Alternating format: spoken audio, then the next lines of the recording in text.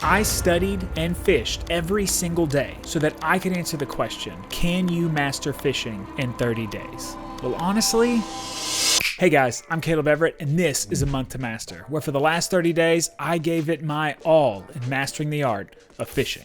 My 30 days are officially over, and I can say I have learned a ton. Honestly, I didn't think it was going to be as involved as it ended up being. I felt like the first 2 weeks were going to be very complicated, and then I could sort of coast near the end. Clearly, I was wrong. If you're new to my channel or this series and you're wondering, how did I master fishing in 30 days? These are the steps I took. 1, I studied fishing every single day. Whether it was reading articles, forums, watching YouTube videos, no matter what, every single day I studied fishing. I learned to tie a wide assortment of fishing knots, and I did that every day, over and over and over again. Every day.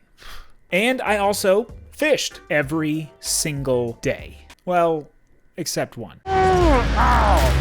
But still tied a fish hook. While doing this, I documented everything that I learned so that if you guys are interested in taking up fishing as a hobby, you can see how I went about doing it. Here is a rough outline of all the things I learned and on what days. If you're interested in going through this process, I recommend you start with the first video in this series. The entire reason I documented all of this is so that I can tell you guys, is fishing a hobby worth getting into? But also to challenge myself. You see, I studied and fished every single day so that I could answer the question, can you master fishing in 30 days? Well, honestly, yes. And absolutely not.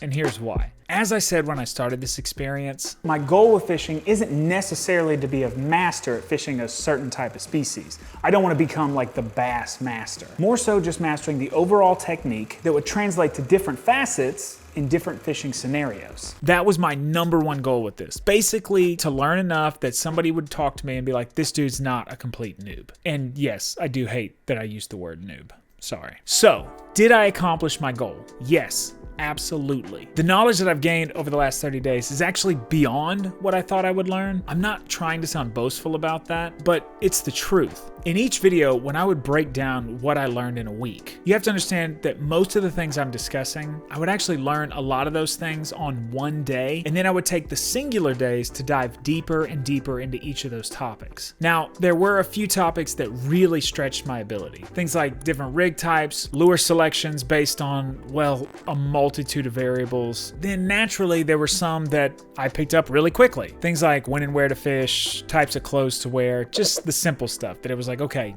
you know, I get it. So, did I master what I set out to do? I feel 100% confident saying, yes, I did. At the very beginning, the first day that I went out fishing, I honestly was just throwing stuff in the water. There was no rhyme or reason to it. I knew enough about fishing to go out there and put something in the water. Now, after 30 days, I'm assessing water temperature, I'm reading fishing reports, and I'm understanding them. And also, and this is probably the most important, my confidence, well, it exists now. Before, I had no confidence. I was just a body on the water or near the water. It doesn't matter. I had no confidence. Now I have it. And to me, that is huge. The reason why I say I'm not a master of fishing is because I concentrated on bass fishing, which is just a subset of fishing. Now, I learned a lot of things that will translate to other areas of fishing, such as the knots and stuff like that. But as of right now, if you ask me for the specific lure type to use to better catch salmon, I wouldn't know the answer. So because of that, I can't say I'm a master of fishing as a whole. Plus, the fact that I'm based in Oklahoma and I'm nowhere near the ocean, I know very little, I know nothing about deep sea fishing. Nothing at all. Now, the other question I sought out to answer is fishing a hobby worth getting into? Because that answer is going to be so subjective, I'm going to try to answer it using a very archaic grading scale that I've developed, and that's by answering 5 questions. 1, expense. How expensive is it to get into? If you watched the first video in this series, I break down all the equipment you need to get into fishing, but overall the price is probably going to sit around the $200 mark. You can get started for cheaper, but I don't want to underestimate the hard costs. So for me, I'm going to put the expenses at about $200. Expense is going to be a 1 out of 5. Difficulty. How hard is it to get started, and can you do it on a daily basis? Getting started into fishing is extremely easy, especially if you're bank fishing. It really doesn't require anything other than the basic fishing supplies. However, the biggest con with fishing and the largest consideration is that to fish, you will have to travel somewhere. This isn't a hobby that you can do any time of the day at home. You have to go to a body of water. Unless, of course, you have one in your backyard, then you're just lucky. Otherwise, you have to actively leave your house and go to wherever it is that you're gonna fish. This can obviously be a major hurdle because even though you may want to go fishing, the barrier of having to travel somewhere can definitely hinder a lot of people. Even me, for instance, I'll be the first to admit that there were days on this journey that I didn't want to go fishing. And it wasn't even that I didn't want to fish, it's just that it was inconvenient. Having to drive to the water, having to get everything, having to pack it all up. If it hadn't been for me challenging myself with this video series, there's definitely days I just wouldn't have gone. So hard to get started? No, I would say it's probably like a 1 out of 5. Hard to do it on a daily basis? Absolutely. I would give it a 4 out of 5. 3.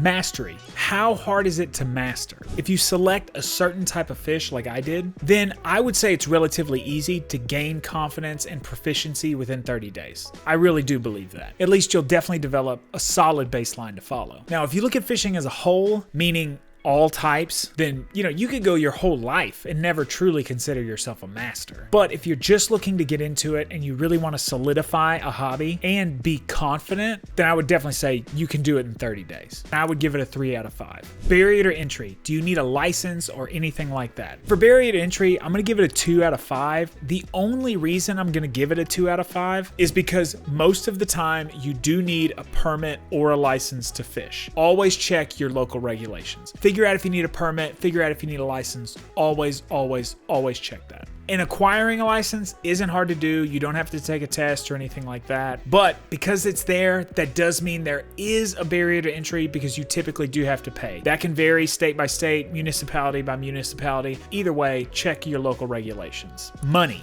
Can you monetize it? Most people fish because they love it or they're passionate about it or it helps them to relax. But others may look at hobbies and wonder, can I make some money doing this? I gotta figure out how to make money on this thing. It's simply too good. Well, with fishing, unless you're a commercial fisherman, which is nothing like what I've been doing, the only other way I can truly say you might make money doing this is potentially by winning fishing tournaments. In that case, you definitely can monetize it, but that's going to be very difficult. I don't know a single person who is able to quit their job and focus solely on fishing as their income source. So for that, I would say it's pretty freaking hard to monetize it. Now, you can fish for food, which can save you money, so I guess it could offset expenses to a degree. I don't know. I don't want to get into a whole financial breakdown, but you get the idea. Can you monetize it? 5 out of 5. Definitely difficult. So with those being the criteria, I would say that fishing is a moderately difficult hobby to pick up at 2.5 out of 5 stars. The reality of it is most people who fish, they're not concerned about those categories. I know for me, the true love that I had for fishing really came from the fact that I was just outside. We live in a society now where a majority of our free time we spend looking at our phones, we're locked in the house, and the time that I got to spend outside fishing where, there would be hours where I just didn't check my phone. I was out in the kayak, out on the pond, getting vitamin D from the sun, just being out there, being one with nature, listening to the sounds. And yes, there were times where I would get frustrated because maybe I'm not catching something, but honestly, some of the best moments when I was fishing weren't even when I actually was catching a fish. It was just being outside and being away from my phone, away from technology. It gave me time to relax and disconnect, and I think that's the true beauty of it. Now that my 30 days are up, will I continue fishing? Absolutely. Will it be something I continue to do every day? Absolutely not. I really love fishing, but doing it every day just isn't sustainable. Thank you guys so much for watching. I hope you got value from this video. Be sure to like and subscribe. Hit that little notification bell so you get notified anytime I upload new content. Follow along with me as I explore other hobbies and help you guys decide if other hobbies are things that you want to get into. Until next time, guys, thanks for watching.